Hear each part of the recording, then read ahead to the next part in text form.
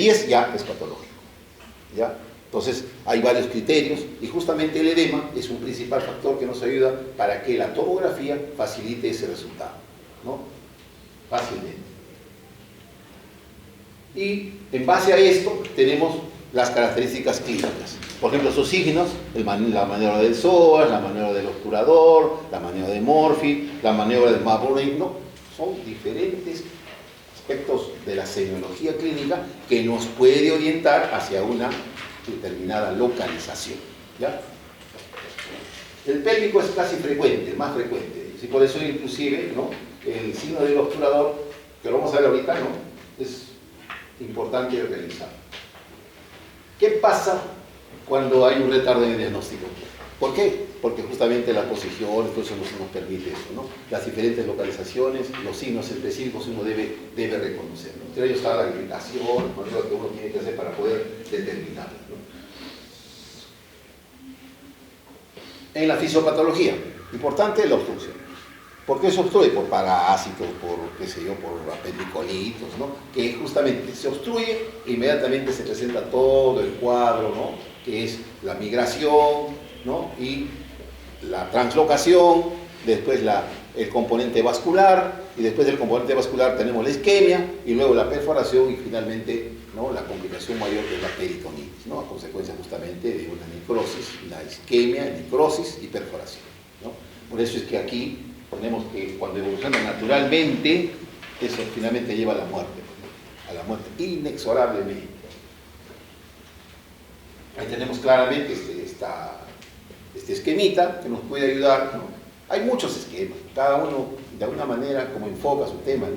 Y seguramente en la práctica que se hace normalmente aquí en técnicas operatorias, el profesor que hace la explicación también tiene sus propios conceptos, ¿no? Entonces cada uno en base a los conocimientos, en base a las actualizaciones, es que empiezas a darte cuenta. Pero al final, esto es lo que se presenta. Primeramente el cuadro clínico, cómo se genera el proceso, luego el componente arterial y finalmente, o sea, vascular es de mejor, y luego el componente isquémico que lleva pues, a la perforación del punto de quiebre entre hasta donde puede tolerar, porque a partir de ahí y empezamos a manejar el cuadro de sepsis, ¿ya? Donde entra ya shock, y el tema es mucho más difícil de manejar. Los diferentes, ¿no?, las imágenes que nos pueden dar a conocer. Aquí, por ejemplo, este es lo más frecuente, ¿no? Encontramos esta catarata o la flemonosis, ¿ya? Cualquiera de ellos. ¿Ya? Y esto es lo que no tenemos que llegar, a eso no tenemos que llegar, pero a veces se llega. Pacientes que vienen 7 días después de un cuadro doloroso y que finalmente encontramos a veces también. Lo mejor que le puede pasar a ese paciente es que tenga un plastro, ¿cierto? Lo mejor que le puede pasar. Pero también dentro de estos cuadros tú puedes controlar ahí, pero siempre y cuando no haya obstrucción. Si no hay obstrucción, puedes manejar el cuadro con antibióticos, con analgésicos y de repente no se opera.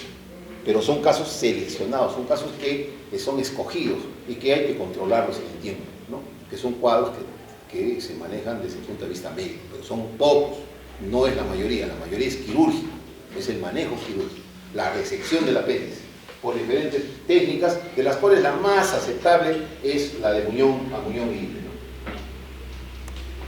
Los síntomas clásicos, el dolor periumbilical migratorio, la anorexia, la náusea, el vómito, la fiebre, etcétera, que es lo que se presenta. Pero lo importante es ese dolor que empieza en el epigastrio, ese es lo normal. Se presenta como una molestia, como una sensación de malestar, como un disconfort gástrico y que después migra. Si te habla de migración, hazle caso a tu sentido. No me parece, no. Hazle caso, escúchale. Si tú escuchas y entiendes y tu mano te dice que es, no le digas, no me parece, aunque no me parece, a veces no quisiera operar, no, estoy aburrido ya. Entonces, a veces digo, no creo. Eso no debe ser. Uno tiene que darse su tiempo y escuchar, ver que tus sentidos te están diciendo y tienes que hacer el caso, ¿ya? Los signos físicos que ya vamos a ver ahorita. Las variaciones en cuanto a la edad, ya hemos hablado claramente de esto, en caso de los niños, en caso de los ancianos, y de las mujeres en edad fértil, que es importante la evaluación por el ginecobstetra, ¿no? ¿Por qué? Porque él nos va a dar las pautas cómo debo diagnosticar un embarazo. A veces la familia dice, y presenta la madre y dice, el doctor, ¿qué tiene mi hijita? Bueno, estamos pensando de que es un cuadro apendicular, pero le vamos a pedir una prueba de embarazo porque, ¿qué doctor? ¿Cómo es posible que usted piense que mi hijita? Pero es así, y ya te hacen un lío completo, un escándalo, porque no autorizan que le hagan un examen para diagnóstico del embarazo, ¿ya? Entonces hay que saberles explicar, porque dentro del diagnóstico está el embarazo ectópico. A veces incluso ni menstruan, pero ya están embarazadas. Recuerden ahora que existe mucho problema con respecto a las violaciones. Las violaciones antes era del vecino, del que pasaba por ahí, de su compañero del colegio. Ahora es la familia, el abuelo, el tío, el primo, el que va a la casa ahí de una manera frecuente, ¿no? Siempre desconfiar. Si tienen hijos, desconfiar. Y no acercarse. Importante. A veces pensamos que todo va bien, pero no es así. Pues es importante que no olvidemos. Aunque haya lío, aunque haya, como ese escándalo, le haces el diagnóstico de embarazo y dices, no tiene, ¿no? Y si tiene, ahí está. Y se desencadena el gran problema en la familia. Aquí la catalogan con formas atípicas. Aquí, por ejemplo, el apéndice retrocecal. Antes sí, pues era una situación, pero hasta ahora se considera, pero ya no es prácticamente con todo el apoyo que tenemos de la anestesia. La anestesia hoy es lo mejor que tenemos para la cirugía. Antes uno operaba rapidísimo. ¿Por qué? Porque la anestesia te daban por un tiempo y si no operabas en ese tiempo, piña, porque el paciente empezaba a moverse, se contraía, era toda una desgracia. Hoy no, tienes el paciente encima de la mesa y que tienes todo el tiempo necesario para poder hacer los procedimientos. O sea, no tienes ni siquiera que acelerar, mirar y hacer las cosas como debe ser. Ya, o sea, no hay problema, levanto pues el ciego. Y si por A o B está perforado y es retrocecal, ¿qué tengo que hacer? Resecar el colon derecho. Por un apéndice se ha resecado el colon derecho, es una hemicolectomía derecha con una anastomosis iliocólica, iliotransversa, ¿no? Entonces, uno puede hacer el procedimiento, no es nada del otro mundo. Y es más, tienes que explicar a la familia cómo va esta situación y manejar ya como una anastomosis, más no como una resección. Por eso es importante, como digo, hablar, saber hablar. Signos, Magurne, todos lo conocemos, ¿cierto? Ahí lo tiene. Este otro, Rosen, aquel que uno hace el desplazamiento del contenido a través del colon para que se distienda el ciego y obviamente se presente dolor, ¿no es cierto? Fácil, poder interpretar, ¿no? El signo del psoas, bien abajo, bien al borde y estirado el pie hacia abajo, ¿no? Vamos a tener que en la zona, en ese punto, hacemos la resistencia, pero que baje bien la pierna. Eso, ahí vamos a diagnosticar adecuadamente el paciente. Ahí. ¿No? El signo del obturador, ¿ves? Para ver, ¿qué dijimos? No, pero ¿en qué caso?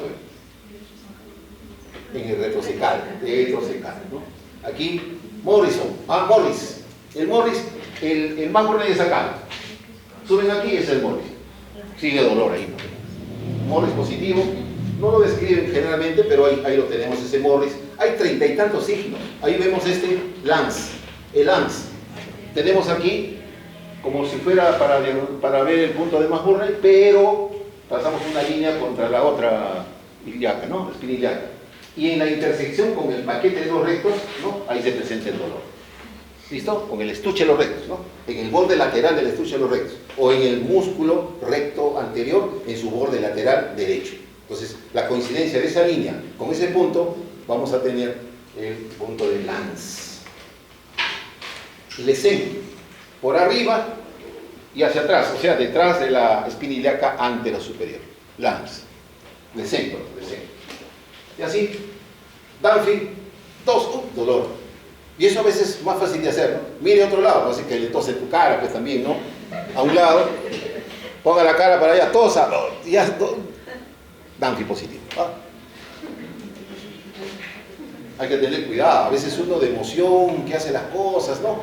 Se contamina, y simplemente por querer hacer mejor las cosas, con ímpetu, con, qué sé yo, deseo de hacer mejor, se sale peor.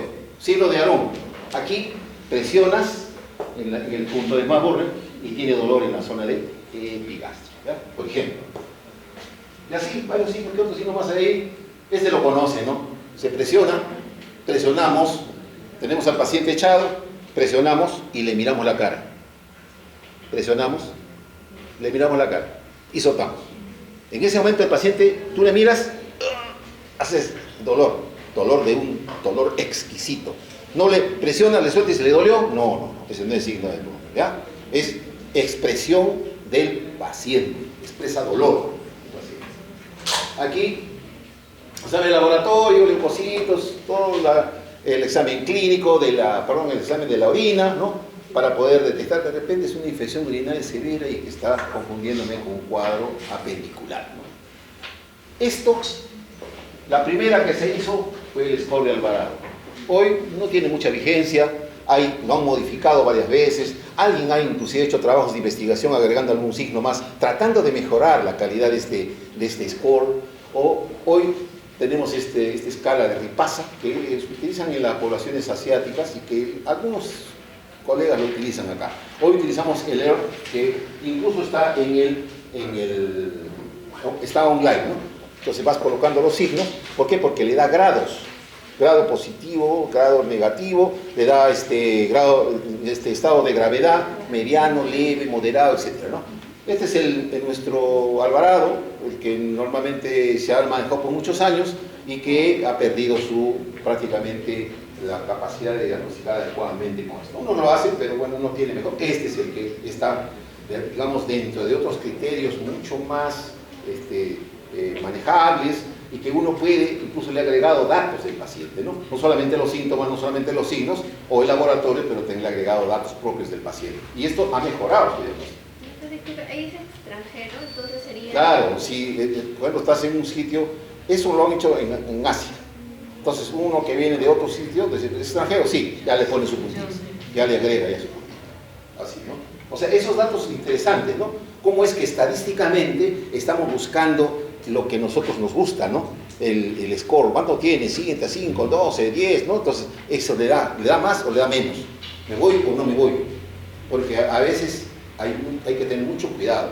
A veces uno tiene la mala suerte de que operas un paciente. He conocido casos, ¿ah?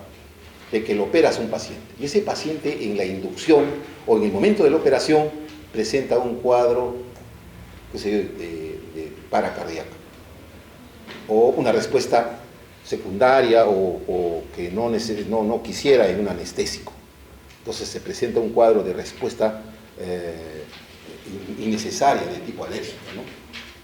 Entonces ha habido casos que en la inducción ha hecho un edema severo de la glotis, han decidido tardíamente hacer una cricotomía y finalmente ha terminado con severo daño cerebral.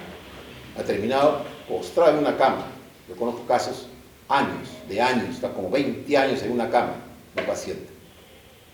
Y otros se han muerto. Y entonces el juez pregunta, ¿y por qué lo operaron al paciente? Entonces el cirujano dice, lo hemos operado, ¿por qué? Porque tenía un cuadro de apendicitis. Patólogo, diagnóstico de anatomía patológica. Resultado, sin alteraciones significativas. ¿Qué quiere decir? Que no tenía apendicitis. Diagnosticaste mal, negligencia, homicidio culposo.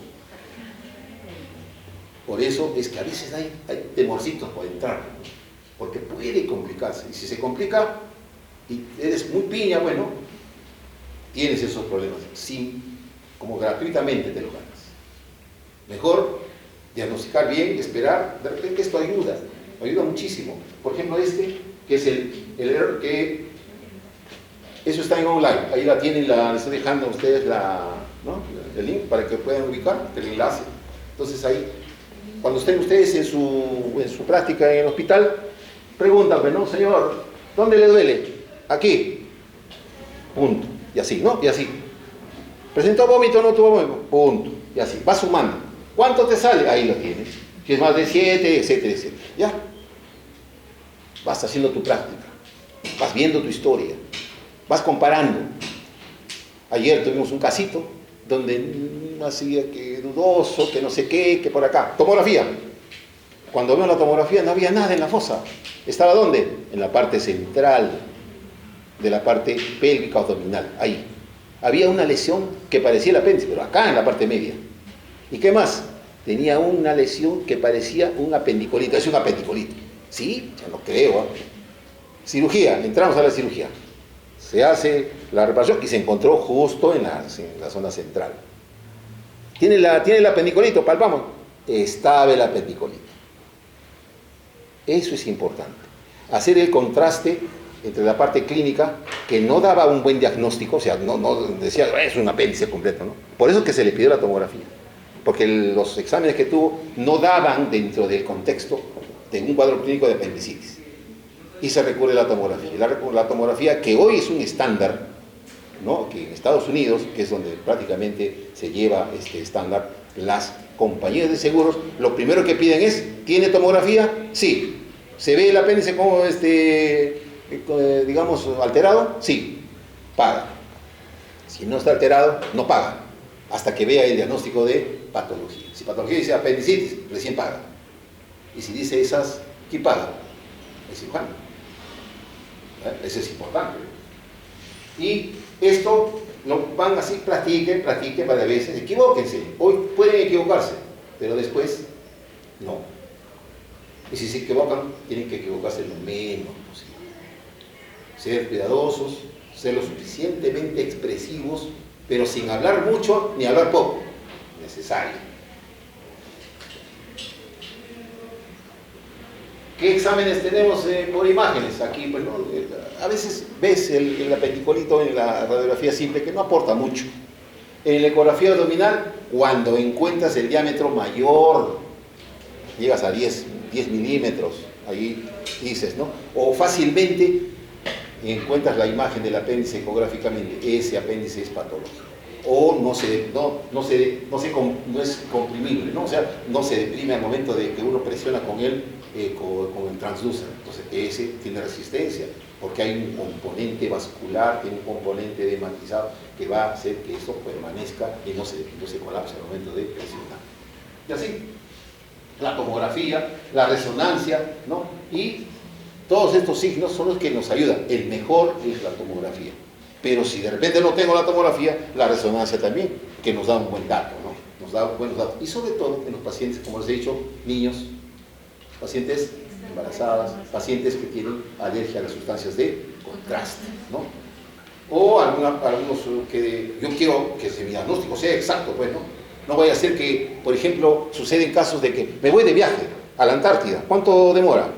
8 meses, 1 año. Y si me da una apendicitis en la Antártida, ¿quién me opera?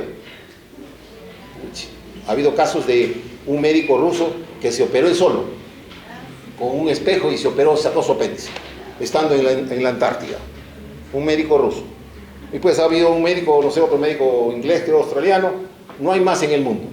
Entonces, cuando tú te vas al extranjero, perdón, para esas zonas lejanas donde no vas a encontrar un médico que opere, y puede ser susceptible que tenga apendicitis, entonces hacen la apendicectomía profiláctica. No vaya a ser que mejor le sacamos el apéndice ya, pero a veces hay complicaciones por eso, ¿ya? Entonces también, ¿no? Es importante eso. Por eso dicen, no, ¿tengo apendicitis? Sí. ¿Le hacemos una tomografía? No. ¿Cuál es el mejor examen?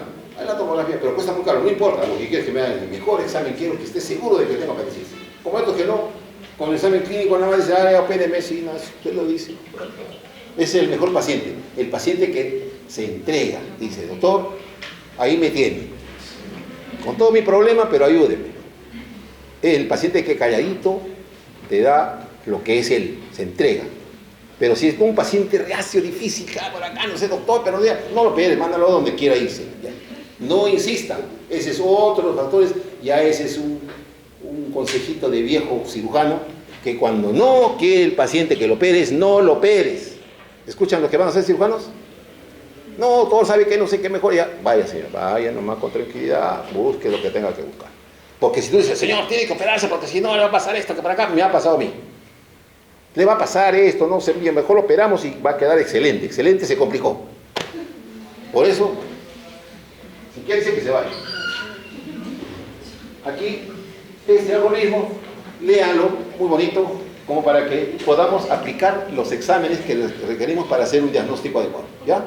muy bonito para poder ver la ecografía, si tiene apéndice normal, qué haces, si tiene apendicitis, qué haces, si no llegas a ninguna conclusión, ya tienes otros exámenes para hacer, etcétera, etcétera. ¿Ya? Si es embarazada, le hace su resonancia, etcétera, etcétera. Está como dentro de lo que hemos hablado, dentro de ese contexto. ¿Ya?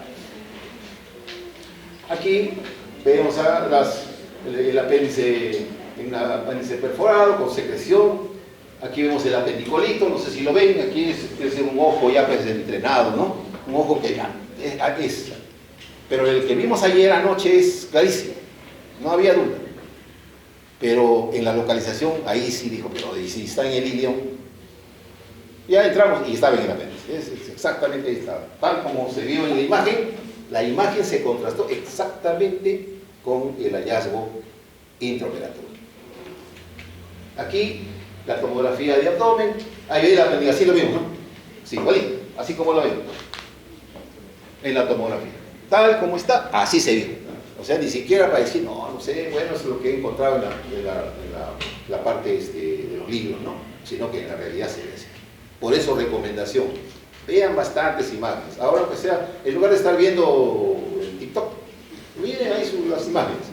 Hay bastantes radiólogos que dan su experiencia, muestran digamos, sus defectos, muestran sus aciertos y te van hablando en esos shorts. En los shorts ahí te van, será pues 30 segundos, ¿no? Y te hablan. Y tú vas asimilando como forjeando una hoja, ¿no? De un libro. Y ahí vas aprendiendo. Tu ojo va captando y se va guardando. Y cuando en algún momento encuentras un caso similar, yo vi esto, sí, es tal cosa. Vas a asociar. Cuanto más veces lo veas, cuanto más veces pones en contraste ese concepto, mejor lo vas a aplicar. Ya lo que hablamos, ¿no? Claramente, no sé, hay algo que no entiende ahí de lo que hemos hablado. La resonancia en las pacientes embarazadas, ahí lo miran al apéndice, en el interior con un componente fecal, ¿no? ¿Cuál es el diagnóstico diferencial? Tendríamos que hablar toda una semana de cada uno de estos casos, ¿no es cierto? Cada caso, cómo se presenta, cómo va, ya ahí tienes un resumen de todos los casos que son operables y no operables. ¿Listo? Y acá hay otro mayor, todavía más grande todavía. Las técnicas que se utilizan hoy en el mundo, el 90%, si no decir 90 y tantos por ciento, 99% es la laparoscopia. Hoy es el estándar, el gold estándar, ¿ya? Si te ofrecen la abierta es porque de repente hay algún tipo de falencias en cuanto a la disponibilidad de los equipos. Pero, o de lo contrario, tienes un cirujano que no sabe operar con el laparoscopio, que es bien difícil que hay. Es otra generación, ¿no? Los de otra generación ya se fueron. Yo soy de otra generación, de la otra, pero yo opero bien con laparoscopio porque me adapto al sistema. Es importante ustedes, van a ir, ¿sabe Dios qué tecnologías no irán sumándose en el transcurso de este tiempo que van a ejercer ustedes la medicina? Adáptense, mimetícense con ese sistema. Ustedes tienen capacidad digital y tienen muy buena aprehensión. Háganlo. No se dejen vencer por la modorra, por esa vida estacionaria donde, no, mejor ya yo con esto soy suficiente. No, avancen. Ahora con la inteligencia artificial, mucho más todavía.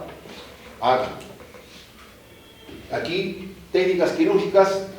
Esta, por ejemplo, de puerto único, interesante, ¿no? Te colocan en el ombligo y en el ombligo te colocan las pinzas con que te van a sacar tu apéndice y el apéndice sale por el ombligo. Conclusión, no tiene ninguna herida de nada, monopuerto, ¿ya? Eso es excelente, pero para manos expertas y con equipos especiales, articulados, porque tiene que ser articulada la pinza, no recta, sino articulada, para que ahí se haga el funcionamiento. Pequeños movimientos así, mirando en el monitor. Esto generalmente es mejor operar con laparoscopio, con robot también, ¿no? Que fácilmente uno aborda, limpia, lavas, miras cómo ha quedado las estructuras y puedes colocar un ODN si quieres, pero de acuerdo con el ERAS es no recomendable. Todas las incisiones que se usaban antes, ¿no? Y que usábamos ayer, ¿cuántas? Dos, ¿no es cierto? La de, ¿cómo se llama? La laparotomía, que hicimos una incisión acá por un caso aparentemente complicado, y aquí estas que son la de Matt Burley, que es la más conocida, ¿no? La Rocky de Davis, y así. Y esto es lo que hoy se utiliza, ¿ya? ¿Dónde poner los trócares? Acá arriba, ¿no? Pero no, yo no quiero otro que me ponga ahí arriba porque yo no voy a la playa, ¿no? Entonces ponen en la misma línea donde hace la fan steel. ¿Conocen la incisión fan steel? ¿Conocen las cesáreas? ¿No? Hay una incisión acá y que justamente se cubre con la truza, ¿no? Incluso con la tanga, ¡pac! Se cubre. O sea, no se nota, ¿ya? Y con una buena sutura intradérmica queda excelente, ¿no? Y si hace debajo del vello púbico, mejor todavía, se sale mejor. Entonces, hoy se puede utilizar cualquiera de las técnicas. Hay mucha versatilidad en cuanto a eso. Depende de quién, de la habilidad del cirujano. ¿Y cómo se construye la habilidad? Haciendo. No hay más. No hay que yo leí un libro, que el libro tal vez es el mejor del mundo. Sí, pero tu mano no. Es importante que lo digas a la mano. Los sentidos. Este es todo el diagnóstico diferencial. ¿Ve? Muy cortito, pequeñito, como para que ustedes lo puedan leer detenidamente. ¿Ya? Las pincitas se las usamos para diagnosticar, para hacer una buena disección y lograr una apendicectomía satisfactoria, ¿no? Ahí tenemos la pinza de disección y aquí los agarradores, los que disponen el meso, ¿no? Y el tubo. Y también esto, ¿no? Que es el robot, ¿no? El robot también, pero hacer una apendicectomía con un robot es mucha plata, ¿no? Es como qué sé yo, pues, ¿no? Hice de viaje a Europa, de repente con un cohete estos interestelares, ¿no? Después me voy en un avioncito low cost y, no sé, me volví bien, igual yo, pero igual es un costo altísimo, pero sí hay. Que bajará, ¿no? Pero bueno, hasta ahora creo que tienen 5 instituciones en Lima, pero el Hospital 2 de Mayo es el único de Minsa, me parece, y aparte de neoplásicos, pero los demás son privados. Lo que les hablaba, tratamiento conservador, con antibiótico, pero casos seleccionados, ¿ya? ¿Qué les hablo? Ya estamos fuera, ¿no? Las complicaciones, No hay nadie fuera. las complicaciones, ¿no? Tempranas,